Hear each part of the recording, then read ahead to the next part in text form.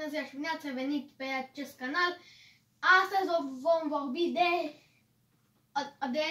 despre boxele acestea șmechere. Astăzi vom face unboxing-ul la ele și, bineînțeles, le vom și testa.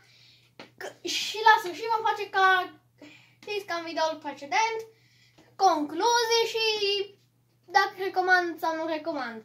Bine, cam asta fac la orice și normal și concluzii și de toate. Așa, acum le desfacem.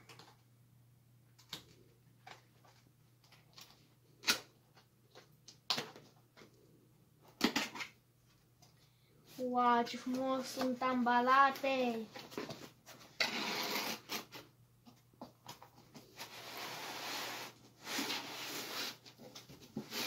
Wow! Avem nevoie de ea.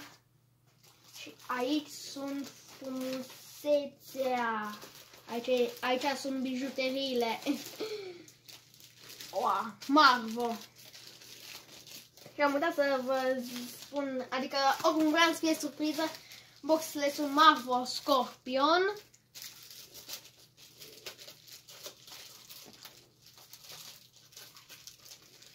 Și sunt niște boxe din unde am văzut pe internet foarte bune pentru gaming. Wow, doar uitați-vă, doar priviți frumusețea ei. Abia aștept să le testez, să văd și cât de bine se aud, normal. Și boxele au și Bluetooth, ceea ce normal o să testăm și de pe telefon, adică normal că au Bluetooth și le putem conecta și normal ca orice dispozitiv Bluetooth. Mai am și niște căști, că le-am mai spus prin videourile anterioare și prin cel cu PC-ul nou. Și acestea sunt boxele. Au aici sus niște părți tactile. Aici apăs și schimb culorile și aici activez și dezactivez Bluetooth-ul. Adică schimb sursele de pe calculator sau laptop sau ce bagi prin jack, de pe jack pe Bluetooth. Și haideți le testăm. Asta să le pun aici, desfacem normal cablul și abia aștept să văd ce minunăție o să iasă. Abia aștept să încep și să ia. Și o să vă zic, o să vă anunț, adică o să vedeți că o să încep și o nouă serie de Fortnite, de misiuni și n-astea cele mai așa principale. Mai și n-astea, mai și din update-uri populare. Le băgăm așa frumușel plus USB la calculator.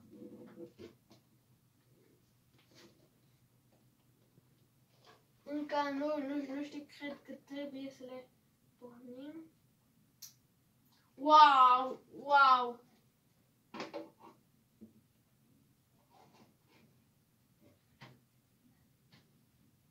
Ce frumoase sunt. Doar uitați-vă, stați să dau un scan la o parte. Ce frumoase sunt.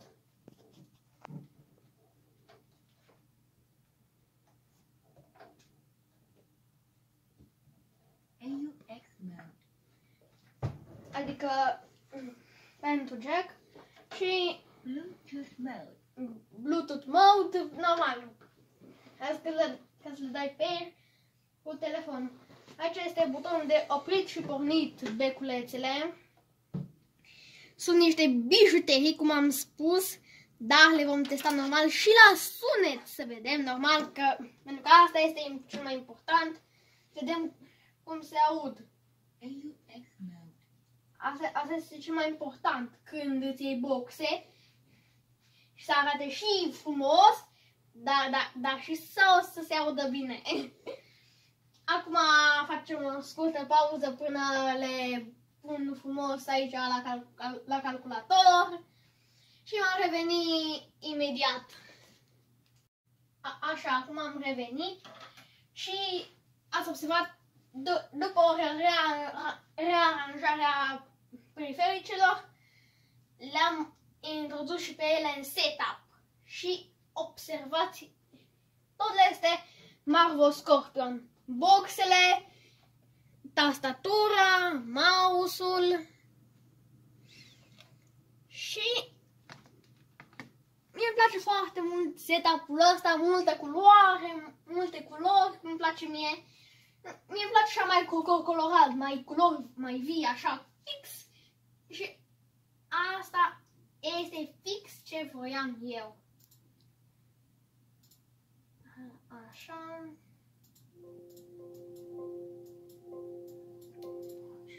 Așa, acum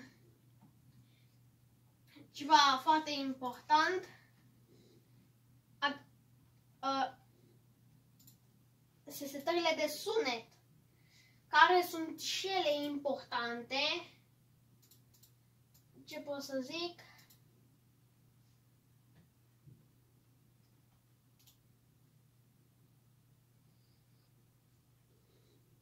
Normal că îl setăm default, normal că vrem să fie default, speakers, properties, levels, punem aici bass boost, așa, astea setările care mie îmi plac, virtual sound, astea. Și aici îmi place la default format, îmi place să pun loc de DVD quality, studio quality, pentru că rezoluția sunetului este mai mare. Deci normal că ele pot și de ce sunet la ele, ce pot ele să facă.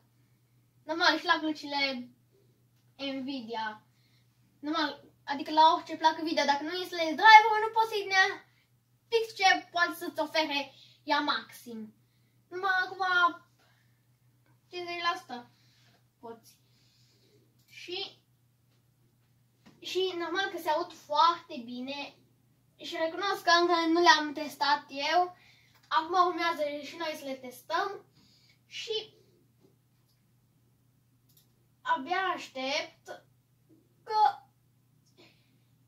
să zic sincer, nici nu le-am desfăcut training cu tine să văd ce pot și așa.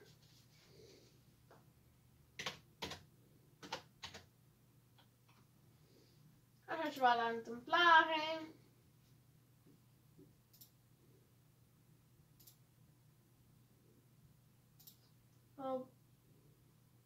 Nu știu, ceva. Putem încerca orice. Nu știu, cam. Uitați, dacă vreți un videoclip de-al meu.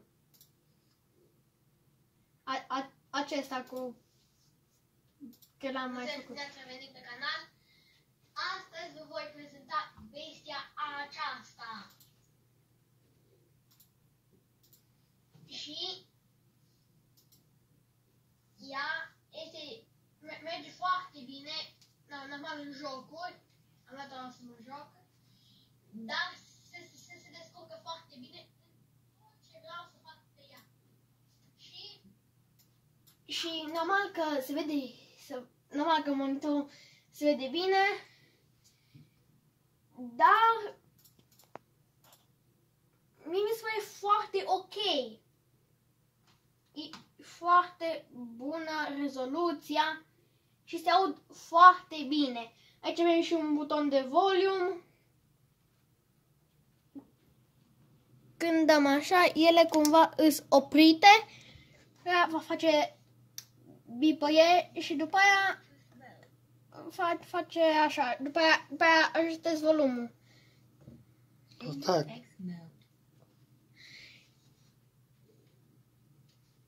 Așa, și ce pot să spun?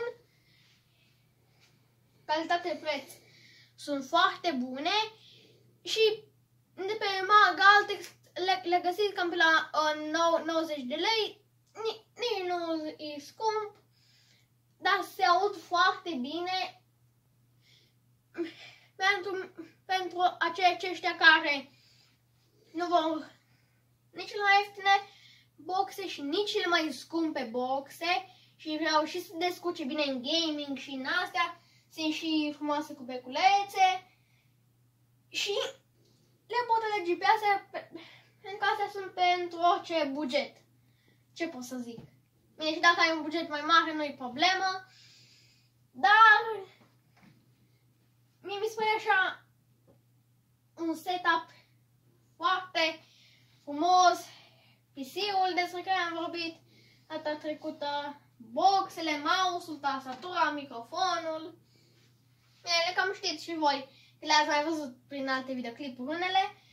Și sper că v-a plăcut mult videoclipul de astăzi și voi face un videoclip legat și despre brățara aceasta Samsung Galaxy Fit 2 și normal și despre aplicație și sper că v-a plăcut videoclipul de astăzi, sper să nu vă plictisesc și să aveți o zi bună și nu uitați să vă abonați, dați un share, like, subscribe și vă doresc toate cele bune și la revedere!